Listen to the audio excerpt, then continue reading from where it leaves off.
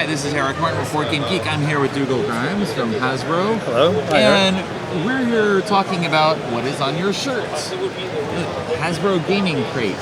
Something new that you're introducing this year. We have a package of 3 games. You have a family crate. You have a party crate. Why are you doing this? And sort of what's the goal of the program? Interesting question. So obviously Hasbro, world provider of great board games, and we did a lot of research into where families and adults at the moment are looking for games. And obviously, no surprise, we found out a lot of adults and families are looking for new games. Okay.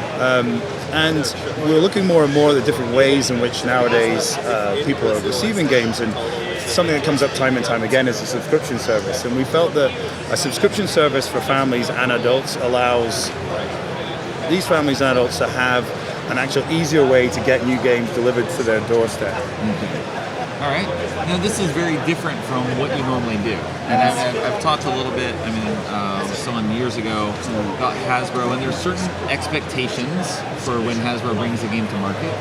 A certain marketing budget that is usually allocated, and retailers expect that there. Which sort of course, increases the cost of a lot of what you do, which means everything has to be sort of upscale. Yep. This is a very different approach that I guess allows you to do something on sort of a low print run basis, don't have to do that type of quantity or marketing behind it. So does that play into what you were doing at all, or the choices of games that you decided to make?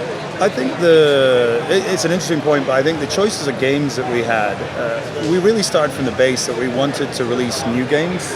And I think what's interesting about the crate and what's been exciting to work on it is that actually these are all new games for Hasbro portfolio.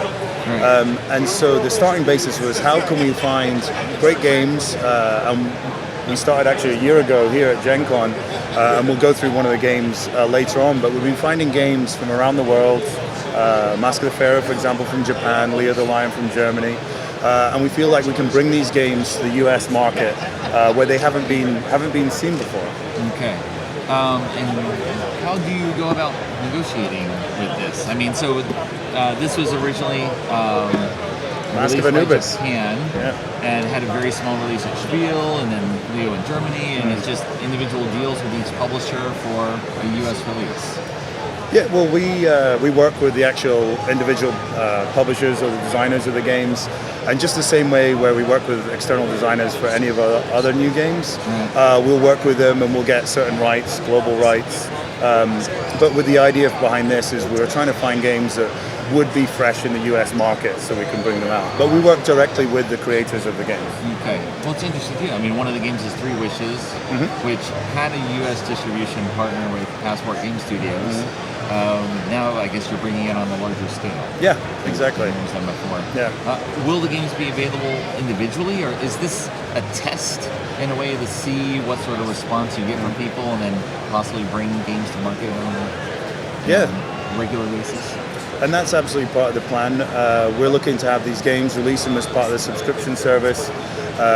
We have a very good sort of feedback loop. We're going to be listening to people, what they say about the games, and definitely the plan of the games that are more popular, bring them onto a wider distribution as a part of the strategy. Okay. And this is a quarterly basis with 3 games in the box. So why family and party? Like what sort of qualifications make a game fall in which category? So it's interesting. I'd say we start with family. The cool thing about the family games is we had to make sure that they're multi-generational, so it can be played by adults and kids alike. And then also the idea is to facilitate a game night. So a family game night, so the games have to be able to be understood, easy, clear to get, but also have some form of unique, I'd say sometimes with an innovation in them as well.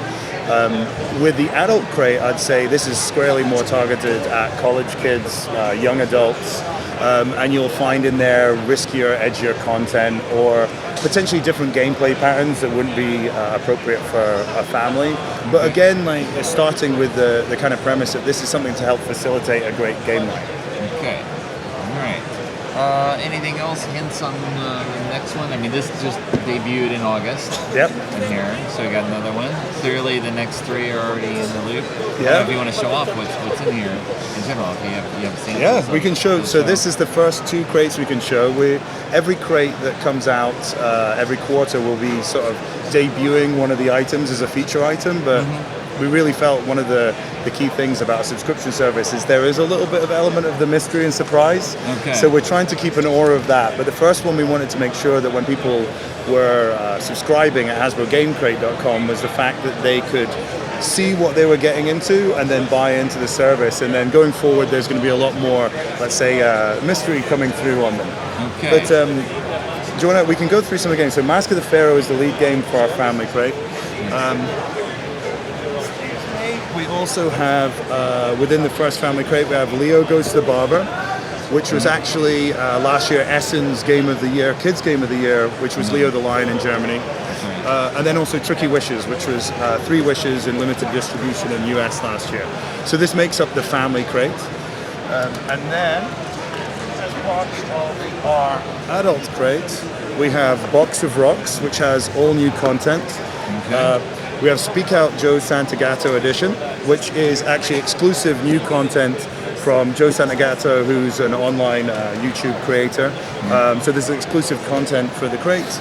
And then we also have Judgmental, which is a great game where you're battling famous figures between each other.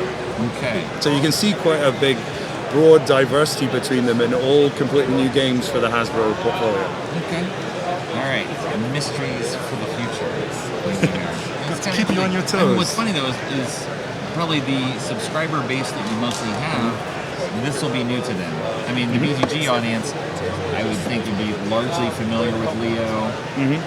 Some number of people will know these just from Spiel and different appearance, but it's sort of like reaching out to these different customers in different areas where, yes, they might want new games, but they don't go searching for them necessarily.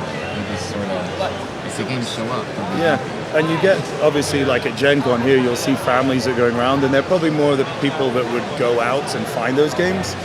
But there is also, as you're saying, families out there who also want to try new games, but maybe don't have the opportunity to come here. So the idea is for us to actually find these games in situations like this, or work on them internally, and then bring these games to a more wider audience. Okay. Are we good with the video? We good with the videos? We do separate. All right. Oh yeah, there's no one else commenting here about.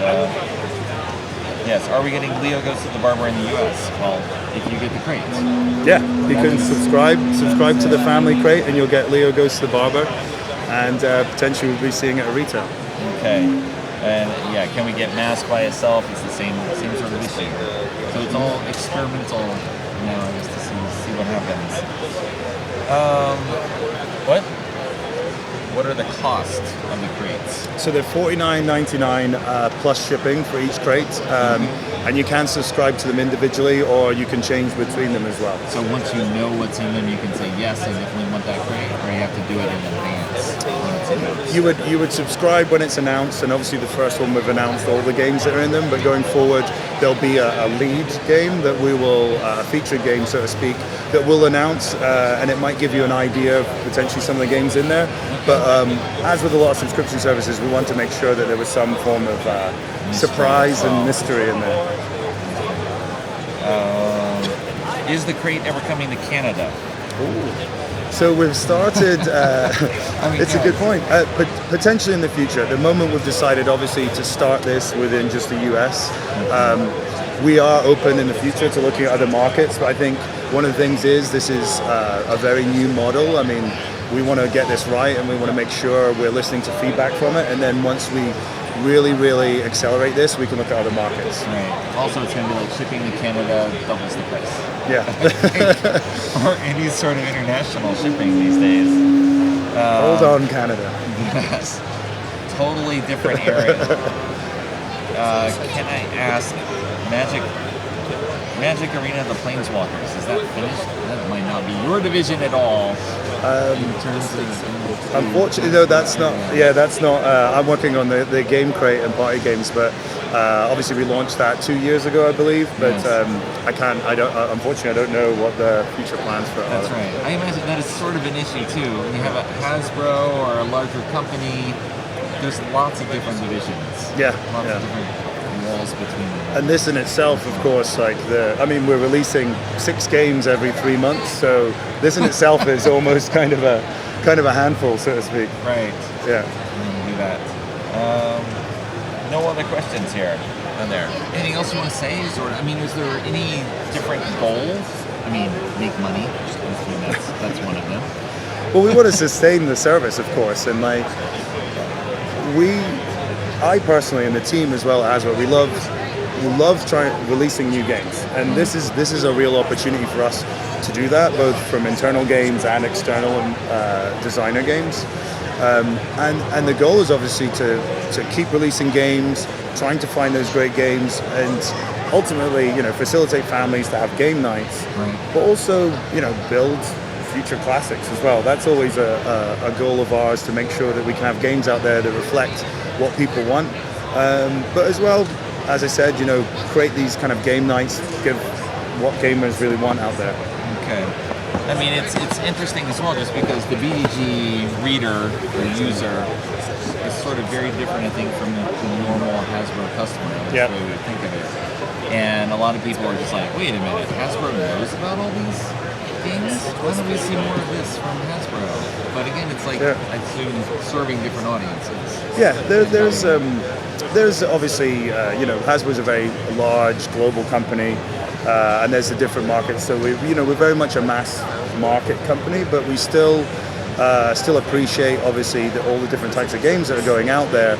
And I think that we're always aware of you say these games, we're going to all the fairs, we're listening out there, and we're trying to see. And obviously, as you know, over the past couple of years, the games market has changed so much, and we're trying to be as relevant and contemporary as possible, really. Right.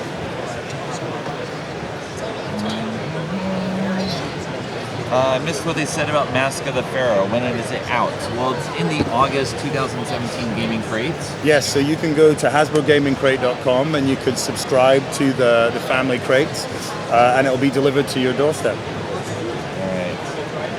All right. Any chance of getting promo packs, cards, figures for existing games as part of a crate? That seems like a very different sort of focus. Well, that's an interesting question. I think that's actually a good point. We would love to hear feedback on this, and when you subscribe to a crate, we would love to see unboxing videos, reviews of the games, and we want to listen in and hear what people are saying about it, because in the future we're going to be adapting. So you can actually, get the crate, tell us what you feel about the games, tweet at Hasbro News, let us know how you feel about the games, and especially things like this, because in the future we're looking at how we can develop this. And so it's actually an interesting suggestion, what additional things can we provide to a family or a bunch of young adults who want to play games, and we always want to hear feedback like that, so let us know. I mean, you sort of have that model anyway that was introduced with Monopoly Gamer, with that sort of expansion pack system that was very different from, again, what you normally do. Yeah, absolutely. So, Thank you. Thank you very for much. the overview of that Hasbro Gaming Crates. Yes, thanks a lot, Eric.